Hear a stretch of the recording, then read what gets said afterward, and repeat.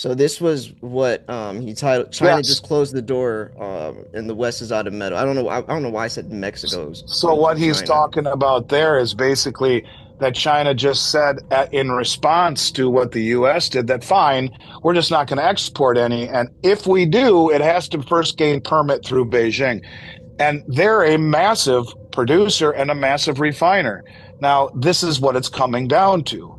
And China is doing the same thing now with silver and ultimately gold than that they've done with rare earths. And there's no coincidence. You look at their Belt Road Initiative. It's the largest infrastructure project in human history that is connecting largely very resource-rich countries, 175 or 150 of them plus that are underdeveloped. And there's no coincidence that they are expanding their Shanghai metals exchanges throughout the Belt Road and throughout Asia, Africa, and Europe in order to settle imbalances. They're going to trade with these countries over Bridge. They're going to they're going to usurp the dollar, and we just saw the first trade beta test in the unit last week, which I've talked with The you about for unit. 2 years. Yeah, But I remember. now Bridge is the vehicle that allows cross-border settlement in 6 seconds with a 98% reduction in fees free from swift intervention. And the Chinese just signed up all the countries in Southeast Asia known as the Eurasian or the what are they? The Asian countries that are represent. They're China's largest trading partner. They have 800 million people, twice the population of the West, and they're 30% of global GDP. They're now trading with China over their platform that allows no swift intervention. And so this is something that is growing. But what the Shanghai Exchange is doing is they're opening vaults all throughout, multi-jurisdictional vaults all throughout the world. The first one was just finished in Hong Kong. And what is significant about that is that they've also at the same time made their yuan, their digital yuan, immediately convertible into gold without converting to dollars first. So the first trade that just happened the other day between the United Arab Emirates and China was digital yuan buying whatever they're buying the UAE, from Dubai, from UAE. And if UAE wanted to, they could take that digital yuan, send it to China, immediately convert to gold, and take possession of it in That's Hong Kong. The massive. first vault is done. You know where the second vault is being built right now? Where? Saudi Arabia. And who is the fifth partner in Enbridge? Saudi Arabia. And then after the Saudi Arabian vault is built, they are going to expand this infrastructure throughout the whole Belt Road, Asia, Africa, South America, that will connect with the BRICS vault, that will connect with the new vault in St. Petersburg, that will connect with the vault in Dubai, connect with the new vault in Singapore. All of these vaults are connected through, and they will be the release valve, if you will, of settlement in gold and trading with local currencies over a bridge network that the US isn't compatible with. This expansion is happening in real time, and the West is woefully behind the curve. The Oh Chinese are yeah. 2, 3, 4 steps ahead of us. Oh yeah. And a system like that seems possible, you know, kind of like when we got rid of the gold standard, you know, the dollars were just left for nothing. I definitely could see like a digital currency being backed by something like that working. You know, just naturally how we're advancing in the new digital era.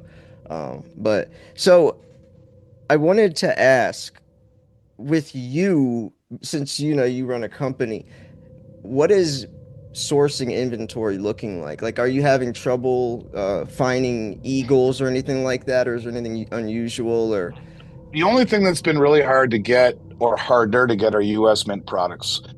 Gold buffaloes, in particular, have been really hard. They haven't made a platinum eagle in 3 years, and silver eagles have more or less been rationed.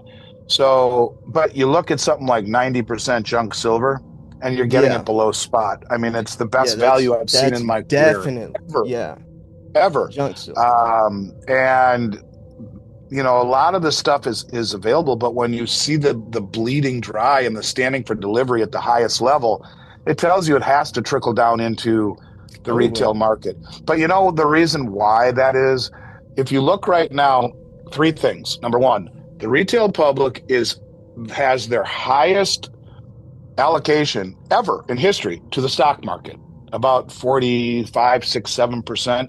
That's ma and pa, right? That's not the institutions or the hedge funds. This is the retail public has their largest exposure ever to the stock market. They also have their largest exposure ever to margin debt, about 1.3 trillion, and their largest exposure ever to options. So mom and pop public have their largest exposure to the stock market. They're all in on leverage with margin and speculation with options, as guys like Buffett are sitting on the sidelines with 400 billion in cash, and Jamie Dimon is dumping stock. Bezos sold for 6 billion worth of Amazon stock since June. The institutionals have been selling 2 billion a week since June. Zuckerberg sitting in a bunch of cash. All these big insiders are leaving the market as the public is in all in. And then you look at Right. what's happening on Comex, deliveries that you've never seen before every single freaking month. Billions and billions and billions and billions. Who the hell are they? And what really bothers me is that there isn't one shred of journalistic integrity where you got people saying, "What the hell's going on? Who's doing Right. this? Who's buying it all?" No one in the mainstream, from Jim Stupid Kramer to anybody on Fox, anyone. 60 Minutes. How about just say, something's really weird here where we become net importers of gold and the amount of metal that's coming in is in the billions every single month. Billions and billions and billions and billions. And if 75 million ounces has left Comex in silver since October, don't you think someone should ask who the fuck is doing it?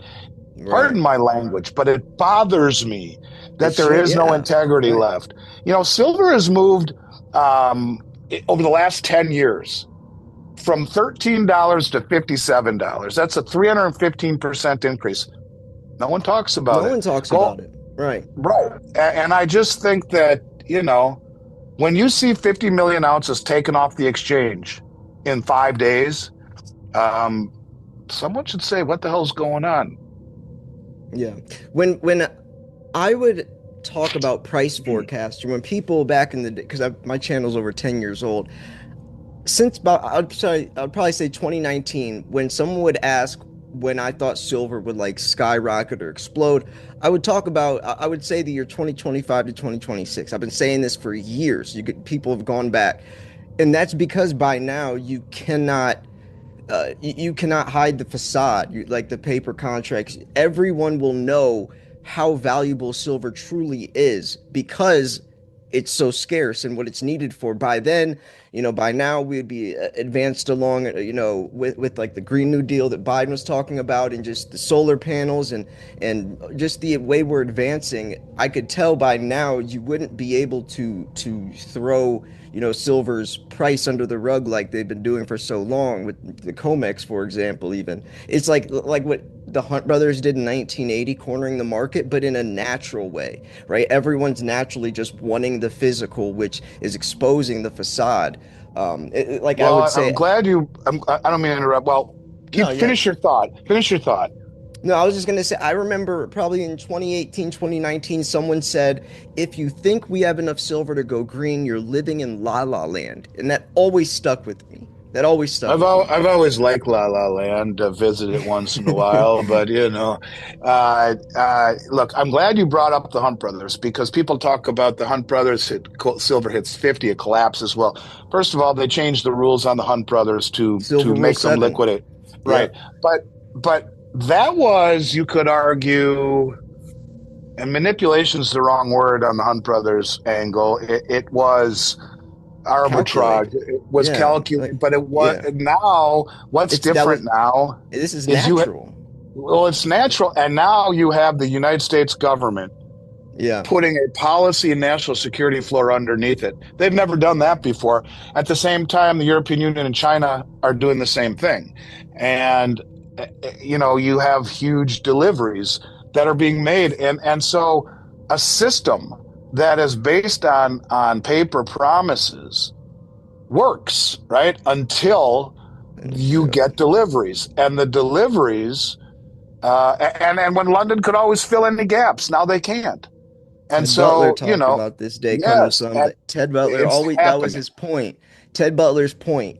dedicated his life to this. But his point every time was they can do this now, but one day it's gonna catch up, and it's happening. Sadly, Well, he missed it by rest in peace, Ted Butler. He missed it by about a year, but you know, it's true. It is very true. And where the silver market can trade 583 million ounces in one day, 75% of annual global mine supply is just ridiculous. yeah, And, for all of these years, it's worked to suppress the price by using paper contracts. But, you know, when you get to a point where the trust has been broken and central banks are repatriating gold and silver,